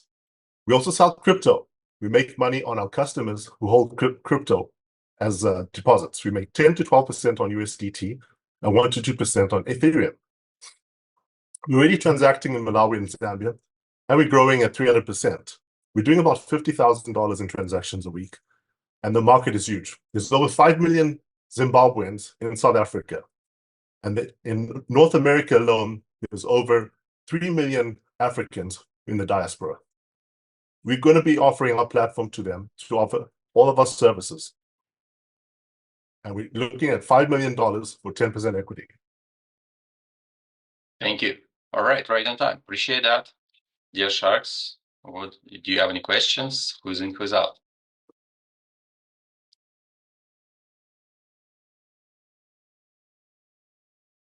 Who wants to start? Dan, do you have a feedback? We are investors in US and Canada domiciled companies only. So for that, well, we're based in Canada, and we incorporate in Delaware too. I think probably your valuation would be out of range for our investment. So for that reason, I can't consider it either. Okay, one shark is out. Okay, thank you. We don't look into Web3 or crypto company, but we do invest in fintech. We have a portfolio company called Reap Global. They issue credit cards to those Web3 companies. They're like a B2B payment plus credit card issuing, and users can pay their bills using USDC. Yeah, but we don't typically invest in like a pure Web3 companies. Okay, thank you. Two sharks are out. All right. What about the rest, Jeff? Yeah, unfortunately, we have a GP that is not in support of anything to do with Web3, crypto, etc. So we are out, unfortunately. Thank you, David. Yeah, we're out, very similar to Dan. We don't do anything outside the US and Canada, both from an investment perspective, but also just from a market execution perspective. We like to understand the market dynamics, and we just don't know enough about the African continent. Thank you. And Julian. Yeah, similar rationale outside of our geo and probably outside of our valuation, because we're really early stage investor. So got it. Darren, thank you. Creating an impact, go for it. Share your GGW profile and further information, support others, connect with investors on the platform. Thank you. Thank you. Thanks. So we are taking the final project for today, and we will be closing this session. Those who didn't make it to the end, don't worry. We always give you a chance to pitch. So just reach out to my team at info@GoGlobalWorld. We just shared here in the chat. Eddie Connors. All right, you got 2 minutes. Go for it. Thank you. Yeah, good afternoon, judges. Sharks, appreciate you guys taking the time. My name is Eddie Connors. I'm the co-founder and CEO of GoodieBag. We're a B2C digital marketplace connecting customers to local shops' perfectly good, unsold food at a discounted price for pickup, ultimately enabling restaurants to salvage revenue on otherwise sunk costs while reaching new customers, and giving customers themselves more affordable options on quality local food and collectively reducing food waste. Since graduating from the Techstars Farm to Fork program in October, we've achieved 167% month-over-month revenue growth for the following 6 months, and are currently raising our pre-seed to accelerate our expansion throughout the United States, of which 200K is soft circle committed, and we are seeking a lead to set terms with. Happy to pause there and direct my responses from your questions. Thank you, Eddie. What's your question, guys? I didn't catch. You said the 200K. I didn't catch. Is it in a safe or is it a priced round? I didn't catch that. So we have 200K committed to our pre-seed. We're raising 750 for our pre-seed. The instrument and terms are intentionally not set. We're waiting to discuss that with the lead. And you mentioned the 167% month-over-month revenue growth off of what baseline? 0, or are we talking about something more substantial? Yep. Great question. We sold 440 goodie bags in the month of October, generating a little under $900 in net revenue for us as a take rate model. And then In March, we sold over 4,700 goodie bags, generating over 9,500 in net monthly revenue for us. And our revenue model is a third of the purchase price. So just a take rate model. I want to have a more clarification. Clarification. So are you selling produce? Are you selling like finished meals? And what's kind of the perishability of of whatever you're selling? And how do you package all together and determine like what's the bundle that you're getting? Yep. So we are completely a software-based platform. We don't do any logistics or physical infrastructure. So we give restaurants this web-based platform, and they can list a goodie bag with the click of a button and choose a pickup window. We then have a mobile app where consumers in the area get notified and can purchase that goodie bag at a fraction of the price, often a third cheaper than what it would have cost retail. And then it's up to the consumer themselves to physically go to the shop they purchased from and pick it up during that pickup window. And historically, we've achieved over a 93% sell-through rate to date, with the 90+% of our partners having an over 99% sell-through rate. And on average, our goodie bags sell out in a matter of minutes. It's like a gamified version to get quality food at a fraction of the price. And Eddie, can you just clarify, are you repurposing the produce, the raw ingredients, or actual like prepared cooked meals? Yep. We do have the majority of our product is ready to eat prepared items. And we often facilitate pickup within a couple hours from it being listed.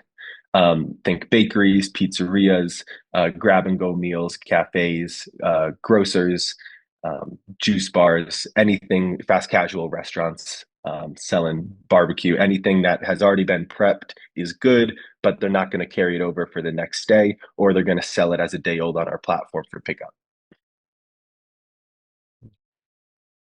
Okay. Any more questions? Who is interested to connect with Eddie? I think I'd like to know more. I think there's something here. It's a cool concept. It feels like there's some major hurdles to get adoption at both sides and actually connecting, but I like the potential impact of it. Thank you. One shark, Julian. It's all software effectively, so that's good. Yeah, I think I'd be interested in connecting. You're reducing restaurants' perishable loss. You're obviously solving the problem of food waste, which is great. I think just figuring out the business model and the unit economics is something that I want to dive a little bit deeper into, make this really scalable, but it sounds interesting. All right, two sharks, saying fantastic. David? Unfortunately, not a fit for us on the consumer side. Perfect. Thank you. One shark is out. Then It's interesting. It kind of reminds me of Imperfect Foods a little bit in terms of like how it works, but I know they've kind of like gone up through some ups and downs. I kind of have concern about the business model. I'm a little skeptical because I just wonder how restaurants that do this would be perceived by the public. I just finished eating at a restaurant, paying $100 to dine there with my wife, and I walk out, and then somebody goes in there half an hour later and gets the same food deeply discounted. And I just kind of wonder about that perception. I feel that in the long term, there's like a lot of problems with this particular model. So for that reason, I'm just out. thank you. And Appreciate. Benny, what do you say? I think I'm out because the model sounds more like O2O, online to offline or offline to online model. I'm worried about the scalability of the business, so I'm out. All right, thank you so much. Appreciate that, dear sharks. And Eddie, good job. Great numbers. Just share your GGW profile, connect with investors on our platform, and look forward to see you again. So this is the moment. Appreciate that. Thank you. Thank you, investors, sharks. Yep. So this is the moment when we close the session. That was a fantastic Sharks event as always we have. Appreciate everyone participating and supporting each other. Well, dear Sharks, we have something that you would like to say and share your feedback, because all your words of wisdom always impact entrepreneurs' behavior and they improve. So your final words, what you have on your hearts and minds, or feedback that you would like to share with entrepreneurs as a closing statement. Jeff, let's start with you. You know, I've been the thing that I always would hope is sometimes it can hurt when people say no and don't want to go further, but don't give up. You're going to have to knock on a lot of doors. And if there's a no, think about what the no is coming from. It's usually because you haven't really fleshed out the business model. It may not be in alignment with the investors as well, but oftentimes it's just you haven't fleshed out the business well enough. And just reflect on what you've pitched and the feedback you've got. So keep the head up. Thank you. Fantastic feedback. Julian, what's your feedback? Yeah, thanks to everyone who came today and who also pitched. I mean, my general feedback is like, think about your audience, think about what they need to know within the 2 minutes. I know it's only 2 minutes, so you're not going to be able to give an entirely exhaustive look into your business, but just think about the core, I guess, first principle elements of what we need to hear to get interested. Your goal is not to close around with this call. Your goal is just to get another conversation. And so how can you generate interest in us so that we may want to talk with you more? Fantastic. Thank you. Great feedback. David, what's your feedback? Yeah, to piggyback on that is ultimately, in a 2-minute pitch like this, it's really, you have to focus on who has the problem, why is it important to them, and are they willing to pay to solve it? If you can communicate those 3 things in a 2-minute pitch, the rest kind of dovetails from there. We really don't care about the solution. We don't really care about, we want to know there's a lot of people that have this problem and are all willing to pay for it. And if you can get to that point, then the rest just becomes follow-up questions and inquiry and follow-up meetings. Fantastic. Love that. Thank you, David. Appreciate that. Dan Ellis. Yeah, that's like really great feedback from all of my fellow panelists. I completely echo everything that's been said. I want to thank all the entrepreneurs for presenting today. To build on the feedback, I think my recommendation in many cases, one of the best ways to convey your ideas is to use an example. And I think like it helps if you're just like, walk us through a use case for how your solution would get used in the real world. It's a really quick way to be able to convey end to end what the value is, and it just really helps paint a picture of how your solution would actually get used in practice. So yeah, just kind of leave that with an option. I know it's not totally applicable to every pitch, but when possible, examples are great. Thank you, Dan. Appreciate that. You're closing our global session, no pressure, just all your words of wisdom, what you got left, please, we're ready to hear you out. Yeah, thanks Daniel for the invitation. Super happy to be here. I think very great event, very great pitch. Just shared my 2 cents to the founders. I think like within the 2 minutes pitch, my suggestion is try to avoid some like buzzword, because like most of the investors, we're not sector experts. We're just like normal people, normal person. I think within the 2 minutes, it helps for me if the founders can talk very straightforward to the point that what kind of like problem you're trying to solve, what's the product look like? Is it like a software, or is that like a hardware, or like a combination of both? Trying to help us understand the product, and some topics we can cover in the Q&A session. For example, the TAM of the market, what's the team structure look like? We have like a lot of opportunity for the founders to elaborate in the Q&A session. But for the 2-minute pitch, I like to hear very straight to the point. What's your product look like? Yeah, here's my 2 cents. Fantastic. I love the feedback. Thank you for sharing your wisdom to entrepreneurs. Dear guys, dear everyone, entrepreneurs, you're doing a great job. You're changing the world. Thank you for supporting each other. Thank you for supporting Go Global World. The next event will be on May 10th, GGW 44s, Sharks 44s, and we are doing the 45th event in the Bay Area and Woodside Hills and offline mode. So there will be some guys selected who are located in the Bay Area. So looking forward to that. Super exciting. Keep supporting each other and have a great the rest of the day, the rest of the week. Take care, everyone. Thank you. Thank you. Bye bye, everyone.